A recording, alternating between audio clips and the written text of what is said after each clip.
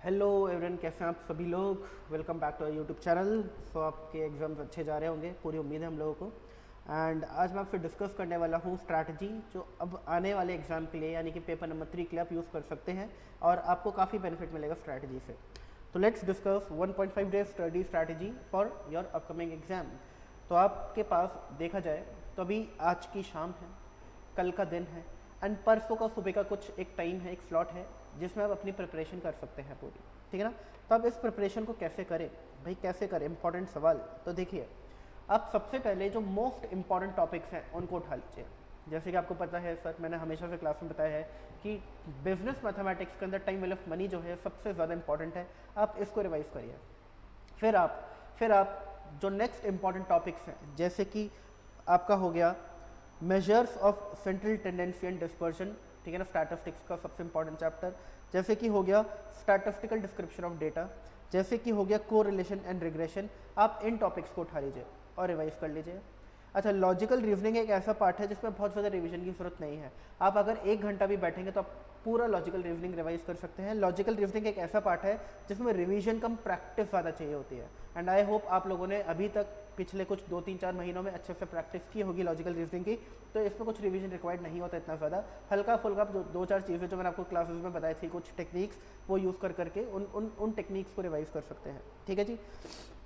अच्छा, अब इसके अंदर जो स्टैटिस्टिकल डिस्क्रिप्शन ऑफ डेटा है, ये आपको रिवाइज तो करना है, बट कब करना है, ठीक है ना, ये भी बहुत इंपॉर्टेंट है। तो ये अभी से मैं आपको देखो, आपको रिवाइज जो भी मैं आपको इंपॉर्टेंट टॉपिक्स बता रहा हूँ या फिर अदर इंपॉर्टेंट टॉपिक्स बता रहा हूँ, सब रिवाइज करने हैं। ठीक है ना, मोस्ट इंपॉर्टेंट को आपको प्रायोरिटी देनी है, फिर आपको अदर इंपॉर्टेंट्स को रिवाइज करना है और फिर आपको रिमेनिंग टॉपिक्स को रिवाइज करना है। बट किस दिन कौन सा रिवाइज करना है, वो भी एक एक एक थोड़ा कैलकुलेटिव पार्ट है, समझना। अगर आप आज थ्योरी पार्ट रिवाइज कर लेते हो, जैसे कि ये वाला जो चैप्टर है statistical description of data, theory chapter, आज अगर आप इसको रिवाइज कर लेते हो, आप कल इतना कुछ पढ़ोगे, आप परसों भी कुछ कुछ पढ़ोगे, तो हो सकता है कि एग्जाम के वक्त तक आपको लगे यार मैंने 2 दिन पहले रिवाइज किया था ये चैप्टर, थ्योरी चैप्टर, और बीच में इतना कुछ पढ़ लिया, अब तो मुझे यार याद ही नहीं आ रहा ये थ्योरी था पूरा। तो आप कोशिश करना कि जो भी थ्योरी पार्ट है जिसमें आपको चीज़ें लर्न करनी होती हैं, ठीक है ना, जिसमें आपको चीज़ें थोड़ा मेरिट्स, डीमेरिट्स, प्रॉपर्टीज़ याद करनी होती हैं, इन चीज़ों को आप एग्ज़ाम वाले डे के लिए रखिए। जिस दिन एग्ज़ाम है उस दिन सुबह के वक्त आप पढ़ाई करेंगे, उस वक्त के लिए रखिए, क्योंकि तब आपको एकदम फ्रेश फ्रेश एकदम याद रहेगा। बट रिवाइज ज़रूर करना है, ठीक है ना। तो इस तरीके से जो भी प्रैक्टिकल पार्ट है वो आप, जो एकदम ही कोर प्रैक्टिकल है, वो आप आज रिवाइज कर लो। फिर जो पार्ट जिसमें थोड़ा प्रैक्टिकल, थोड़ा प्रॉपर्टीज़ का मिक्सचर है, जैसे कि स्टैटिस्टिक्स हो गया, आप उसको कल रिवाइज करो, और जो कोर थ्योरी है उसको आप परसों रिवाइज करिए, ठीक है ना। अब देखो, ये है मोस्ट इंपॉर्टेंट टॉपिक्स जो आपको रिवाइज करने ही करने हैं, ठीक है ना। इन पे थोड़ा आप ज़्यादा टाइम लगा सकते हैं, लॉजिकल रीजनिंग में टाइम लगेगा नहीं, बट आपकी श्रद्धा है, आपको कितना आता है कितना नहीं आता, तो सबसे आप टाइम लगा सकते हैं।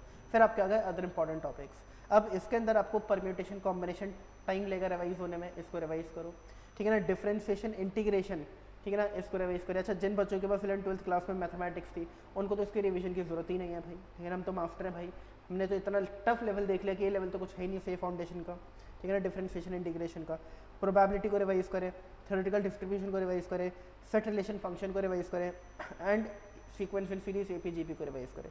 ये आपके अदर इंपॉर्टेंट टॉपिक्स हो गए। अब इसके अलावा जो बच गया, जैसे कि indices, logarithms, ratio proportion, linear inequalities, ठीक है ना, ये सारी चीज़ें ऐसी हैं जो बहुत ईजी हैं, आप लोगों ने स्कूल में 10th क्लास तक भी इन सबको पढ़ा है। तो अगर ये छूट भी जाता है, ठीक है ना, छूट भी देखो, अगर तो टाइम बच गया तो इनको रिवाइज करो, ठीक है ना। मैंने आपको बोला कि मोस्ट इंपॉर्टेंट रिवाइज करना ही करना है, फिर जो टाइम बचेगा उसमें आपको अदर इंपॉर्टेंट टॉपिक्स करने हैं, और फिर अगर टाइम बच गया स्टिल तो आप रिमेनिंग टॉपिक्स को रिवाइज करोगे, ठीक है ना। अब अगर टाइम नहीं बचता और ये टॉपिक बाई चांस रिवाइज नहीं हो पाते तो आपको कोई दुख नहीं होगा, आपको लगेगा indices, logarithms, ratio proportion, linear inequalities इतना इजी है कि एग्जाम में आ भी गया तो हमें ऐसा नहीं लगेगा कि नहीं होगा भाई, रिवाइज नहीं किया नहीं होगा, वो ईजिली तब भी हो सकता है, ठीक है ना। तो इन चैप्टर्स को मैंने आखिरी के लिए रख दिया, ठीक है ना। आपकी स्ट्रैटेजी क्या रहेगी, ये जो 1.5 डे आपके पास है इसकी स्ट्रैटेजी क्या रहेगी, तो revise what you have already studied, सिर्फ वही रिवाइज करें जो आप लोगों ने अब तक पढ़ा है। जो आपने टॉपिक उठाया ही नहीं था उसको रिवाइज करने की कोई ज़रूरत नहीं है। एक तो वो टाइम लेगा, उसके अंदर एक प्रैक्टिस चाहिए होती है, प्रैक्टिस आप डेवलप कर नहीं सकते 1.5 दिन के अंदर, और वो जो प्रैक्टिस और टाइम जो आप उसको समझने में लगाओगे, ठीक है ना, वो इतना टाइम खा जाएगा कि बाकी जो आपके चैप्टर्स होंगे उनको रिवाइज करने का टाइम ही नहीं मिलेगा आप लोगों को। तो जो आता है वही रिवाइज करें, नया टॉपिक उठाने की कोई ज़रूरत नहीं है। No need to revise topics which you have mastered. कुछ टॉपिक्स होते हैं जो उसमें आप मास्टरी हासिल कर लेते हो कि सर अब तो कोई नींद में भी पूछेगा ना तब भी इस क्वेश्चन का आंसर दिया, इस चैप्टर के क्वेश्चन का आंसर मैं दे दूंगा। तो जिनमें मास्टरी है उनमें रिवाइज करने का टाइम वेस्ट करने की कोई ज़रूरत नहीं है। अब हो सकता है आपकी mastery time value of money chapter के अंदर हो, जो कि मोस्ट इंपॉर्टेंट है, तो अच्छी बात है, उसको रिवाइज मत करो, ठीक है ना। आपने उसको इतने प्रैक्टिस कर लिया, क्वेश्चन इतने प्रैक्टिस कर लिया कि आपको लगता है कि सर अब तो मुझे है ना एकदम ही मेरे खून के अंदर है ना सारी फॉर्मूलाज दौड़ रहे हैं टीवीएम के, ठीक है ना। तो फिर आपको कोई ज़रूरत नहीं है इसके रिवीजन की। बट अगर आपकी मास्टरी नहीं हुई है तो आपको उसका रिवीजन कर लेना है। No need to pick a new topic, मैंने आपको बता दिया। टू इम्पॉर्टेंट टॉपिक फर्स्ट, पहले इंपॉर्टेंट टॉपिक्स को करें, ठीक है ना। या फिर अगर आप थ्योरी टॉपिक्स छोड़ रहे हैं सैटरडे का क्या बोलूँ, for the day of exam, परसों के लिए, ठीक है, जो आप परसों के लिए छोड़ रहे हैं टॉपिक्स, उन टॉपिक्स में आप ध्यान दें कि भाई एक स्लॉट मुझे रखना है इसके लिए। ऐसा नहीं कि मैं वो टाइम ही ना छोड़ूं, ठीक है ना। ऐसा नहीं कि भाई अभी तो करंट इतना पेंडिंग है कि उस दिन मुझे वो सब पेंडिंग कवर अप करना है, आपको थ्योरी के लिए टाइम ही ना मिले, और आपको एक टाइम स्लॉट रखना है थ्योरी पार्ट के लिए, उसको रिवाइज क्योंकि करना ज़रूरी है। Take breaks periodically to give your concentration a boost, time पर ब्रेक लेते रहें। अगर आप एकदम ही पढ़ते रहेंगे तो होगा क्या, आप बैठे तो होंगे पढ़ बुक्स के सामने, आपके घर वाले देखेंगे, बोलेंगे अरे बच्चा पढ़ रहा है, बट आपके दिमाग में जो है ना उतना इन्फॉर्मेशन जाने रही होगी, ठीक है ना। तो ब्रेक्स लेते रहें जिससे कि एक बूस्ट आपको मिलता रहे, कॉन्सेंट्रेशन जो है वो आपका बना रहे। Draw up a time table for your revision and stick to it, एक टाइम टेबल बना ले, ठीक है ना, जल्दी से फटाफट से 10 मिनट में, कि भाई ये इंपॉर्टेंट टॉपिक्स हैं, ये वो टॉपिक्स हैं जो मैंने छुए ही नहीं है, इसको करना ही नहीं है, इसको साइड कर दो। एक दो टॉपिक्स अगर एक दो चैप्टर आपने छोड़ दिए बाई चांस, तो ऐसे तो छोड़े नहीं होंगे मुझे पूरी उम्मीद है, बट अगर स्टिल छोड़ दिया तो उनको तो सेट असाइड कर लो। अब बाकी अपना टाइम टेबल बना लो कि भाई आज जो शाम का वक्त है, रात का वक्त है, मुझे ये सारे टॉपिक्स कर लेने हैं आज ही। कल मुझे सुबह 12 बजे तक इतना कुछ कर लेना है, शाम को 5 बजे तक इतना कुछ कर लेना है, रात को 9 बजे तक इतना कुछ कर लेना है, इस वक्त मैं सोऊंगा, इस वक्त मैं खाऊंगा या खाऊंगी, ठीक है ना। और अगले दिन मुझे एग्जाम वाले दिन मुझे ये सब कुछ कर लेना है। एक टाइम टेबल बना लो और इस पर स्टिक हो जाओ। अगर आपने आज का टारगेट बनाया है तो तब तक पढ़ते रहो जो जब तक वो टारगेट अचीव ना हो जाए, यानी कि अरे अब आज नहीं हो रहा भाई कल कर लेंगे, ऐसा मत करना, ठीक है ना। स्टिक टू इट, जो भी टाइम टेबल बना रहे हो उस पर डटे रहो। Set reasonable study targets that you can set reasonable study targets that you know you can reach, और ऐसे टारगेट्स बनाओ जो आपको लगता है अचीव कर सकते हो। अभी एक टारगेट मत बना लेना कि आज मुझे आज सारा का सारा पेपर नंबर 3 आज ही रिवाइज करना है, ठीक है ना। ये कोई एक लॉजिकल टारगेट है यार, तो टारगेट्स भी लॉजिकल बनाओ और उनको अचीव करो, ठीक है ना।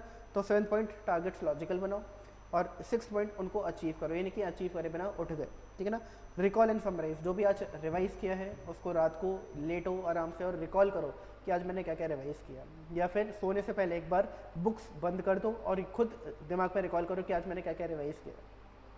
कोई चीज़ याद रहे तुरंत बुक खोल करके देखो कि अच्छा हाँ अब याद आ गया, और इस तरीके से आपका रिवीजन होना चाहिए, ठीक है ना। Recall and summarise.